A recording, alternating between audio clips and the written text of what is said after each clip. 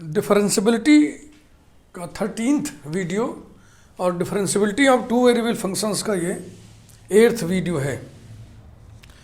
इसमें हम लोग पढ़ेंगे change in order of partial differentiation.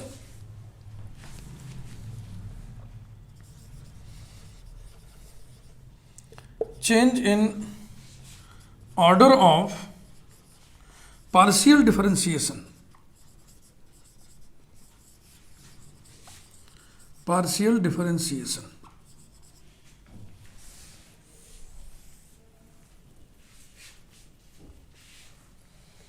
F x Y, आपको पता है एफ एक्स वाई नोटेशन किसके लिए है? Del by del X of del F by del Y के लिए है। यानी कि del square F upon del x del Y. इसी तरह एफ वाई एक्स हम लिखते हैं del upon del Y of del F upon del X के लिए। देख लो ध्यान से, ये वाई है पहले, फिर एक्स है, ये वाई है, फिर एक्स है, X Y, and it is del square F upon del Y del X. इसको निकालने में पहले वाई के रिस्पेक्ट में डिफरेंशिएट किया गया है, फिर एक्स के रिस्पेक्ट में किया गया है ना। इसको निकालने के लिए पहले एक्स के रिस्पेक्ट में डिफरेंशिएट किया गया है, फिर वाई के रिस्पेक्ट में किया गया है। तो यही तो है ना, ऑर्डर ऑफ डिफरेंशिएशन को चेंज करना, पार्शियल डिफरेंशिएशन के ऑर्डर को चेंज करना। डेफिनेशन में लिखने जा रहा हूं, f x first order partial derivative at the point a b. ये डेफिनेशन आप लिखते हो, limit h tends to 0 f a plus h comma b minus f a b upon h. F y at a b equal to limit k tends to 0 f x argument fix रखेंगे अब की बार, a b plus k minus f a b upon k. इसमें देखो Y argument fix है, जो भी change है वो एक्स आर्गुमेंट में है। वाई के रिस्पेक्ट डेरिवेटिव वाले में एक्स आर्गुमेंट फिक्स है, जो भी चेंज मेजर किया गया है वाई आर्गुमेंट में किया गया है। बीएससी फर्स्ट ईयर में पार्शियल डिफरेंशिएशन पढ़ते समय ये डेफिनेशन आपको जानना चाहिए, इस पर आपको एक्सरसाइज करनी चाहिए। लेकिन प्राय ऐसा होता नहीं है, प्राय मीनिंग सिर्फ बता दिया जाता है कि एफ एक्स माने एक्स के रिस्पेक्ट में डेरिवेटिव, जबकि वाई कांस्टेंट समझा जाए। वाई क्यों कांस्टेंट समझा जाए? देखो डेफिनेशन ही कह रहा है ऐसा। और एफ वाई माने वाई के रिस्पेक्ट में डेरिवेटिव, जबकि एक्स को कांस्टेंट समझा जाए, और बस फिर काम आगे बढ़ा देते हैं। लेकिन ऐसा नहीं होना चाहिए। तो इसी तरह से आप आयो, इसका डेफिनेशन लिखो, f x y. F x y का मतलब क्या होता है? F x y at a b, f x y at the point a b is equal to del by del x, किसका? F y at a b. F y का del by del x a b point पर, ये f y है ना, f y का del by del x a b point पर equals to, तुम देखो समझो कि ये फंक्शन है पूरा, ये जो है फंक्शन है। कौन फंक्शन है? F y. तो एफ वाई का तुमको लिखना है partial derivative with respect to x, वो डेफिनेशन लिखा है। तो कैसे लिखोगे? Limit h tends to 0 dividing line, ऊपर क्या होगा? देखो एफ एक्स अगर रहे तो मैं निकालना है, तो यहां ऊपर कौन इन्वॉल्व है? एफ। ये तो ये जो फंक्शन है जिसका तुम डेल बाई डेल एक्स निकाल लो, ये फंक्शन इन्वॉल्व होगा ऊपर। यानी ऊपर होगा f y at a plus h comma b minus f y at a b upon h. Look this definition, यही लिमिट जो ओरिजिनल डेफिनेशन, बेसिक डेफिनेशन यही है, f x y at a b in the form of limit. समझ बात आई? जैसे मान लो यहां हम ऐसे लिख देते हैं फाई एट ए बी, इसको भी हटा दें तो ये हो जाएगा phi x at a b. फिर यहां पे हम क्या लिख दें? यहां हम लिख दें फाई, और यहाँ पे क्या लिख दें हम? फाई। तो देखो आ गया। अब बोलो इसको समझ रहे हो नहीं? फाइव एक्स ए बी, वो देखो five x a b equal to this. अब आप फाइव को रिप्लेस कर दो किससे? एफ वाई से। जहाँ जहाँ फाइव लिखा है वहाँ वहाँ एफ वाई लिख दो। ये देखो, और फाइव की जगह एफ वाई लिखना है। तो जब फाइव की जगह एफ वाई लिख दिए तो जो सफिक्स एक्स लगा था उसका मतलब था derivative with respect to x partially, तो इधर हम लिख देंगे डेल बाई डेल एक्स।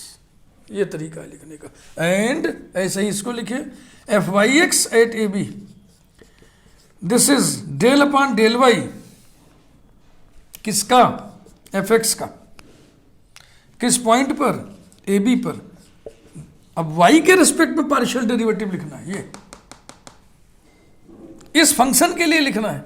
तो ये हो जाएगा limit k tends to 0, function f x है, f x at a comma b plus k minus f x at a b. Y के रिस्पेक्ट में पार्शियल डेरिवेटिव हम लिख रहे हैं, y के रिस्पेक्ट में पार्शियल डेरिवेटिव लिख रहा है, इसलिए x आर्गुमेंट को स्थिर रखेंगे और नीचे हो गया k। ऐसा बीएससी फर्स्ट ईयर में पहली बार पार्शियल डिफरेंशिएशन इंट्रोड्यूस होता है प्रायः सभी जगहों पे। अब कहीं सेकेंड ईयर में होगा तो मुझे मालूम नहीं, all over India.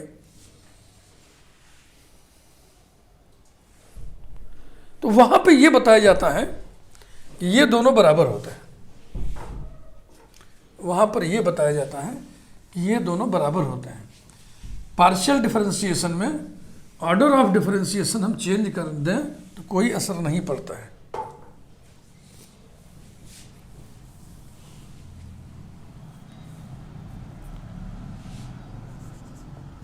BSc first year में आपको बताया जाता है del square F upon del x del y equals to del square F upon del Y del x. याद आ रहा है कि नहीं? और ये कॉन्सेप्ट बहुत लंबे चलता है, बहुत इलाकों में चलता है।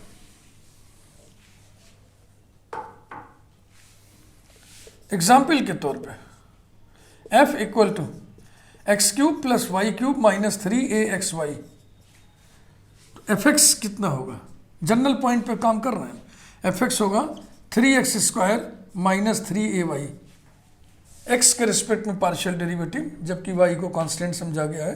3x square plus 0 minus 3ay। फिर इसको y के रिस्पेक्ट में करोगे तो क्या आएगा? F Y x equal to minus 3a and f y 0 plus 3y square minus 3ax। फिर इसको x के रिस्पेक्ट में डिफरेंशिएट करोगे तो एफ एक्स वाई बराबर कितना आएगा? Minus 3a। तो f x y f Y x equal आ गया। ऐसे न्यूमेरिकल्स में बीएससी फर्स्ट ईयर में हम लोग कराते हैं। Verify that f x y equal to f Y x for this function. लेकिन बहुत ध्यान से मेरी बात सुनिएगा, लेकिन ये दोनों बराबर हमेशा नहीं होते हैं। ये दोनों बराबर हमेशा नहीं होते हैं। बीएससी फर्स्ट ईयर के सिलेबस का जो विस्तार है, जो आकाश है, जो सीमा है, उसमें ऐसा होता है, उसमें ऐसा होता है।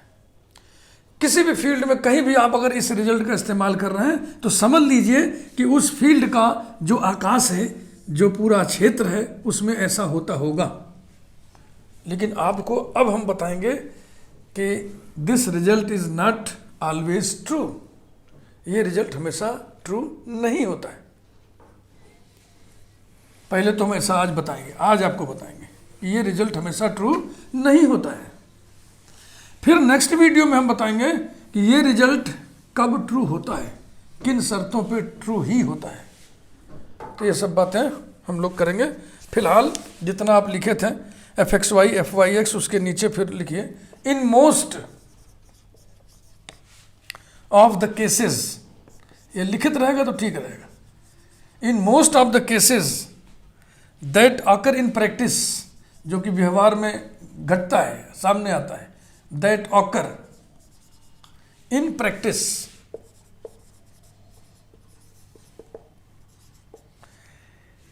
It is usually found that, usually माने बहुतायत, प्राय, it is usually found that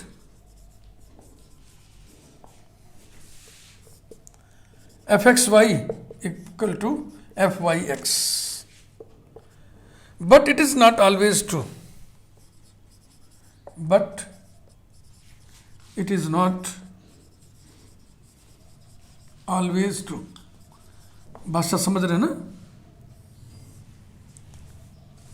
कि बहुत से स्थितियों में, इन मोस्ट ऑफ द केसेस, बहुत सी परिस्थितियों में जो कि अभ्यास में आता है, प्रायः पाया गया है कि ये इसके बराबर हो, परंतु यह हमेशा सत्य नहीं होता है। तो अब आपको हम कुछ एग्जाम्पल्स कराएंगे, किसी में इक्वल होगा, किसी में दोनों इक्वल नहीं होगा। उसके बाद फिर सैद्धांतिक बातचीत हम नेक्स्ट वीडियो में करेंगे। आइए एग्जाम्पल लिखते हैं। Example number 13। एग्जाम्पल हम इस प्लेलिस्ट में क्रम से ही डाल रहे हैं। एग्जाम्पल 13, एक फंक्शन दिया हुआ है fxy equals to curly bracket xy into x square minus y square upon x square plus y square, ordered pair xy not equal to ordered pair 0 0 0, ordered pair xy equals to ordered pair 0 0, to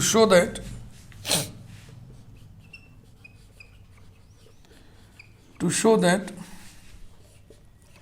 fxy at 0 0 not equal to fyx at 0 0। ये देखिए एक example मैंने आपके सामने रखा। अब आइए हम लोग सब निकालें इसको।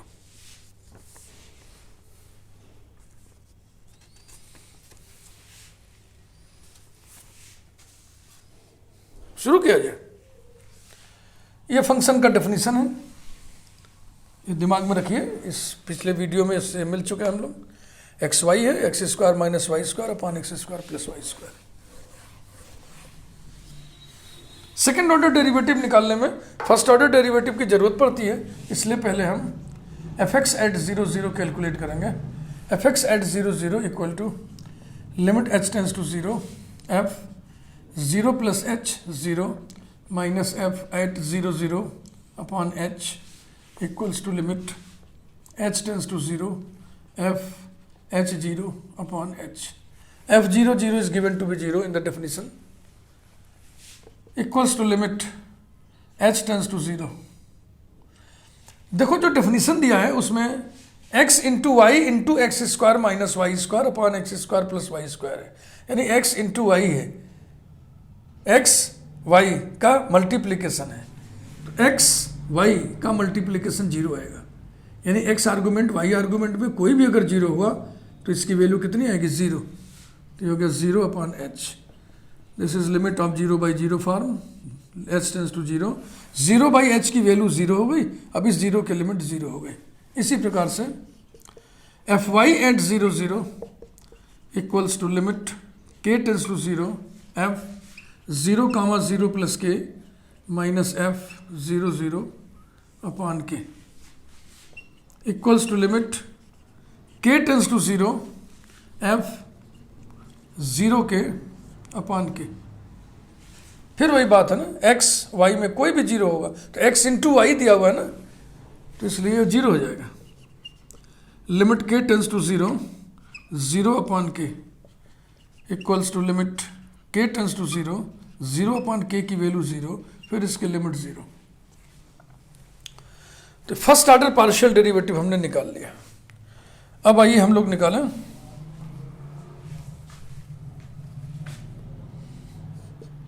F x y at 0 0।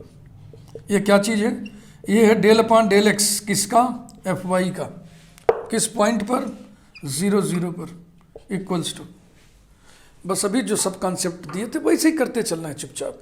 x के रिस्पेक्ट में पार्शियल डेरिवेटिव इस फंक्शन का निकालना है। x के रिस्पेक्ट में पार्शियल डेरिवेटिव निकालते समय x आर्गूमेंट में ही हम इंक्रीमेंट मेजर करते हैं, y आर्गूमेंट फिक्स रहता है। तो लिखिए फिर limit h tends to 0, dividing line नीचे h, ऊपर फंक्शन fy है, ध्यान रखना। तो हो जाएगा f y at 0 plus h comma 0 minus f y at 0 0, ये देखो समझ में आ रही बात, equals to limit h tends to 0 1 upon h bracket f y h 0 minus f y 0 0। F y की वैल्यू 0 0 पर हम लोग निकाले हुए हैं, एफ वाई की वैल्यू 0 0 पर हम लोग निकाले हुए हैं, तो इसको लिखने की ज़रूरत ही नहीं है, इसे हम ऐसे कर देना और लॉजिक लिख देना since f y at 0 0 is equal to 0। अब एफ वाई एच 0 लिखिए equals to limit h tends to 0 1 upon h bracket f y h 0 का मतलब क्या हुआ, डेल अपॉन डेल वाई, किसका, f का, किस पर, h 0 पर।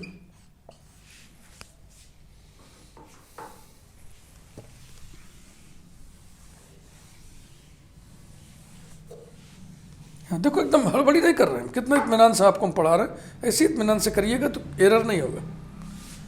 यानी कि एफ एक्स वाई एट 0 0 ये हम कैलकुलेट कर रहे हैं और कहाँ तक हम पहुँच गए, equals to limit h tends to 0 1 by h bracket. अब इसको लिखिए limit k tends to 0 f y के रेस्पेक्ट में कर रहे हैं तो x आर्गुमेंट स्थिर रहेगा, h comma 0 plus k minus f h 0 upon k equals to limit h tends to 0 1 by h, फिर bracket limit k tends to 0 1 by k, फिर ब्रैकेट ये है f of h k minus f of h 0 कितना होगा, 0 ना, क्योंकि वही x argument y argument में कोई भी 0 होगा तो उसकी वैल्यू 0 हो गई,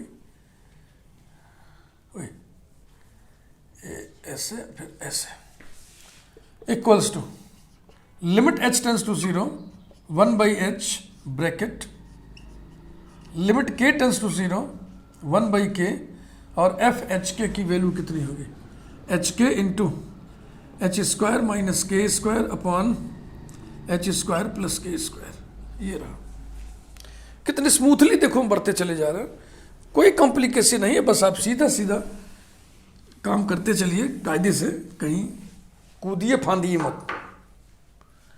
यहां पर देखो के और के कैंसिल हो गया,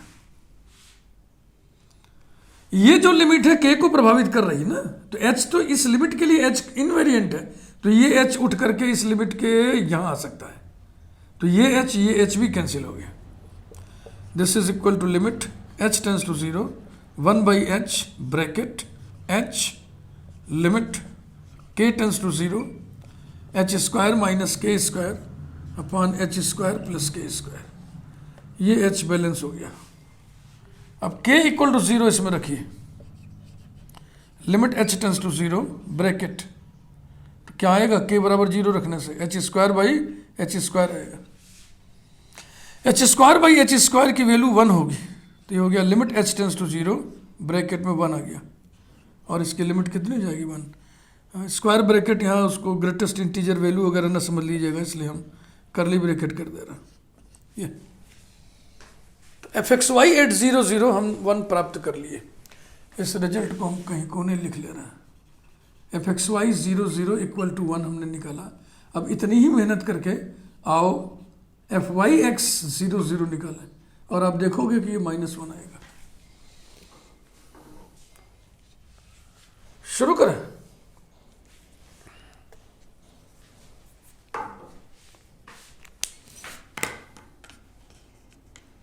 शुरू करते हैं, यही इतने दूर में कुछ करते हैं, कुछ 2-4 step. Now f Y x at 0 0 this is del upon del y, किसका, एफ एक्स का, किस पॉइंट पर, 0 0 पर। अब इस फंक्शन का डेल अपॉन डेल वाई लिखना है, तो डेफिनेशन के मुताबिक ये हो जाएगा limit k tends to 0, function कौन है f(x), तो हो जाएगा f(x) y के रेस्पेक्ट में, x आर्गूमेंट चेंज नहीं करना है, 0 plus k minus f(x) 0 upon k, ये रहा सीधा सीधा डेफिनेशन के मुताबिक। This is equal to limit k tends to 0 1/k, और क्या बचा f(x) एट 0k, इसकी वैल्यू 0 है ना, तो इसको आप लॉजिक दे दो, सिंस f(x) एट 0 हम लोग शुरू में ही निकाल लिए थे 0 के बराबर, equals to limit k tends to 0 1/k बड़ा ब्रैकेट। अब f(x) का मतलब क्या हुआ, डेल बाई डेल एक्स हुआ, किसका, f का, किस पॉइंट पर, 0k पर, ये देखो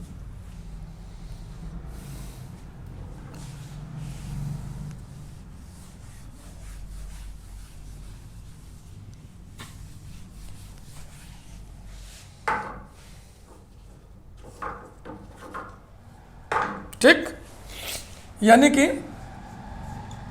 f(y(x) एट 0 की वैल्यू हम लोग यहां तक निकाल लिए हैं, limit k tends to 0 1/k bracket. अब चलो f का डेरिवेटिव x के रेस्पेक्ट में निकालो, x के रेस्पेक्ट में निकाल लो तो y आर्गूमेंट स्थिर रहेगा, जो भी चेंज मेजर किया जाएगा x आर्गूमेंट में, बोलिए फटाफट। Limit h tends to 0 f x में वृद्धि करिए, इंक्रीमेंट डालिए, 0 plus h comma k minus f 0k जो पहले से था upon h, equals to limit k tends to 0 1/k bracket, limit h tends to 0 1/h again bracket, bracket क्या ऐसे सीधा लिख दे रहा हूं मैं f(h)k, ये और लॉजिक लिख दे रहा हूं, since f of 0k equal to 0, x की जगह 0 y की जगह k रखोगे फंक्शन में, तो x इंटू वाई इन्वॉल्व है ना, तो 0 हो जाएगा, equal to limit k tends to 0 1/k bracket, limit h tends to 0 1/h, और इसकी वैल्यू हो जाएगी hk into h² minus k² upon h² plus k², यही तो डेफिनेशन दिया है ना, xy into x² minus y² upon x² plus y²। यहाँ पर ये h बैलेंस हो गया, और ये k बाहर निकल करके इस k को काट देगा, तो आ गया लिमिट k टेंस टू 0 और h बराबर 0 इसमें रखिएगा, तो क्या आएगा, ये आएगा minus k² upon k² equals to limit k tends to 0 -1 equal to -1। Finally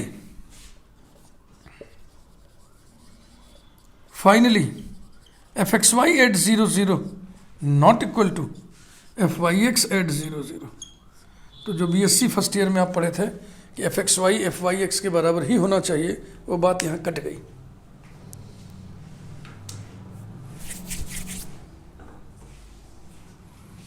एक एग्जाम्पल और देखें,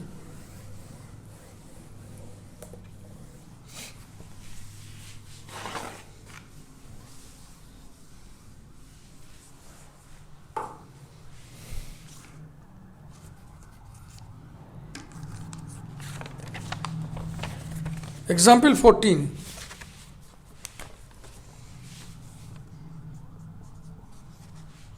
फंक्शन दिया है f(xy) equals to curly bracket x² y² upon x² plus y², when ordered pair xy not equal to ordered pair 0 and 0, when ordered pair xy equals to ordered pair 0 to show that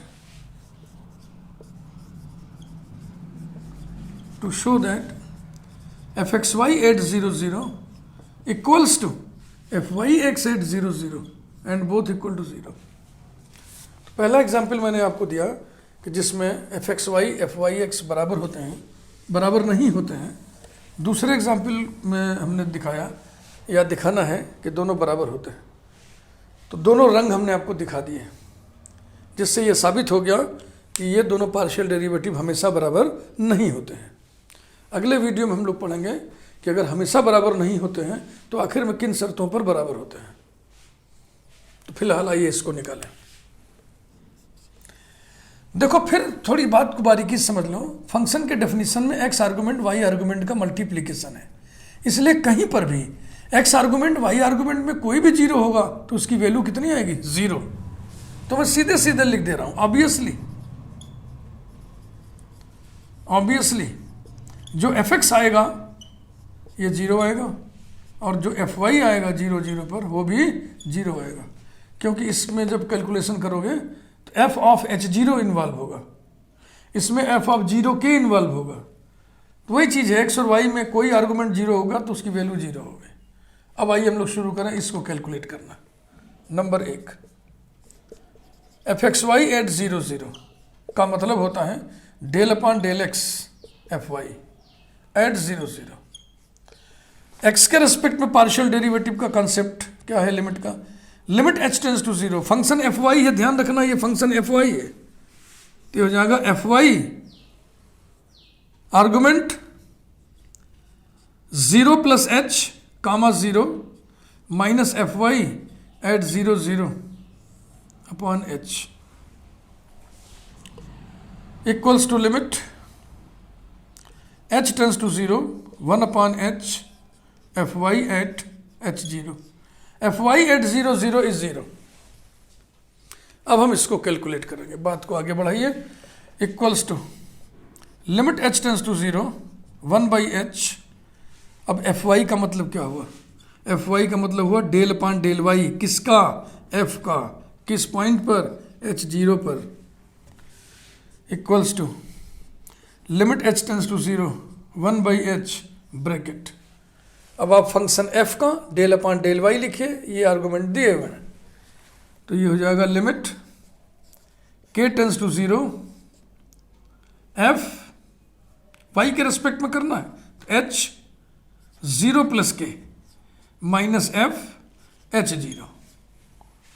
देखो x argument को स्थिर रखा गया है, Y argument जितना था उसमें के जोड़ दिए और यहां पे वही रहेगा अपॉन के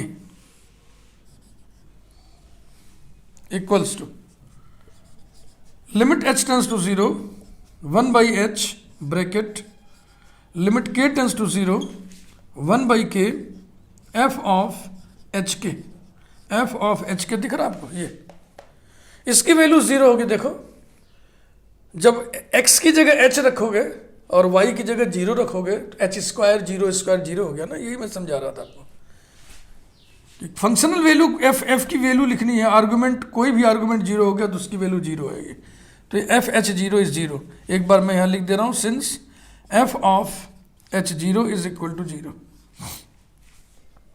कार को आगे बढ़ाइए, ध्यान रखिएगा x square y square upon x square plus y square है।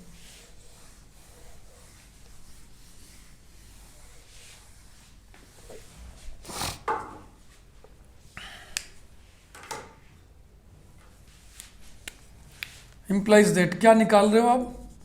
F x y at zero zero निकाल रहे हो। कहाँ तक पहुँचे हम? Limit h tends to zero one by h bracket limit k tends to zero one by k और f h k की वैल्यू हो जाएगी h square k square upon h square plus k square equals to limit h tends to zero one by h curly bracket limit k tends to zero. एक k cancel होगा तो बचेगा कितना? H square into k upon h square plus k square equals to limit h tends to zero one by H और bracket में के बराबर zero रखिएगा तो ऊपर आएगा zero upon h square. Zero upon h square माने कितना हुआ? जीरो। और फिर जीरो अपॉन एच कितना होगा? Zero. This is limit h tends to zero zero equal to zero. इसी प्रकार से दूसरा वाला भी निकालिएगा तो जीरो ही आएगा। F Y x at zero zero, this is del upon del y fx at 0 0, this is limit k tends to 0, fx 0 comma 0 plus k minus fx 0 0 upon के। ध्यान से डेफिनेशन लिखे, कोई गलती न होने पाए।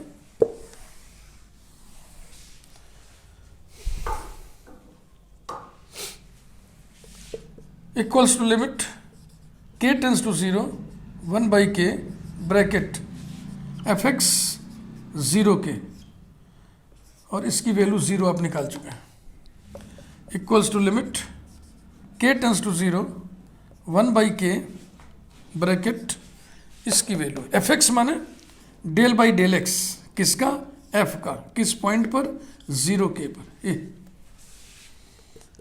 Equal to limit k tends to 0 1 by k bracket limit h tends to 0, f x के रिस्पेक्ट में कर रहे हैं, तो f 0 प्लस h कामा के माइनस f 0 कामा के अपॉन h। ये रहा, इतना ध्यान से देख लें फिर आगे बढ़े।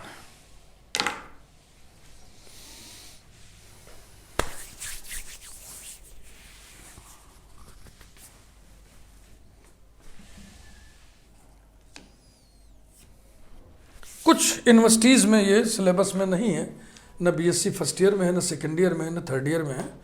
वो लोग भी अगर इसको पढ़ लेंगे तो क्या जाता है, एग्ज़ाम के लिए तैयारी में इसको मत रखिएगा, लेकिन पढ़ लेने में, वीडियो देख लेने में कोई बुराई नहीं है। आप सीख ही रहे हो। आप ये देखो आज का लेक्चर कितना रोचक है कि fxy बराबर fyx ही हम जानते थे, लेकिन आज आपको हम बता रहे हैं कि ये हमेशा नहीं बराबर होते हैं, कभी बराबर होते हैं, कभी बराबर नहीं भी होते हैं। तो ये सब पढ़ लेने में कोई बुराई नहीं। आगे बढ़िए।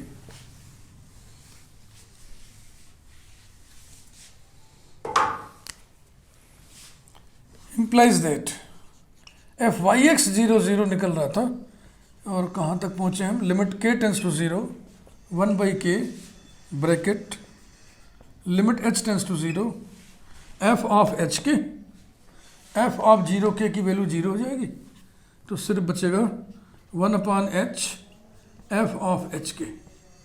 कारण लिख दीजिए, सिंस f ऑफ 0 के इज इक्वल टू 0। फंक्शन के डेफिनेशन में x की जगह 0 रखोगे तो 0 हो जाएगा।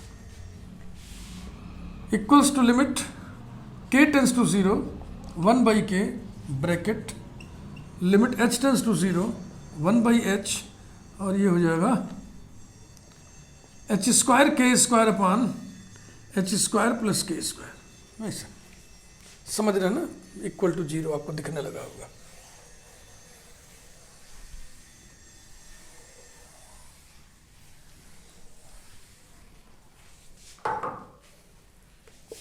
Equals to limit k tends to 0 1 by k bracket limit h tends to 0, एक h कैंसिल हो जाएगा तो बचेगा h into k square upon h square plus k square. Equals to limit k tends to 0 1 by k, h equal to 0 रखिएगा तो ऊपर हो जाएगा 0 और नीचे k square, 0 upon k square, 0 upon k square. Equal to limit k tends to 0 1 by k, 0 upon k square की value 0, equal to limit k tends to 0 0 upon k की value 0, और फिर ये limit 0। Finally we have fxy 0 0 equals to fyx 0 0 and both equal to 0। ये था दो बेहतरीन example, और ये बहुत ही इंटरेस्टिंग वीडियो था आज आपका। फिर अगले वीडियो में हम लोग पढ़ेंगे कि ये दोनों डेरिवेटिव बराबर होते हैं तो किन शर्तों पे बराबर होते हैं। इस पर हम आपको 2 वीडियो तो देंगे ही देंगे। Thank you very much.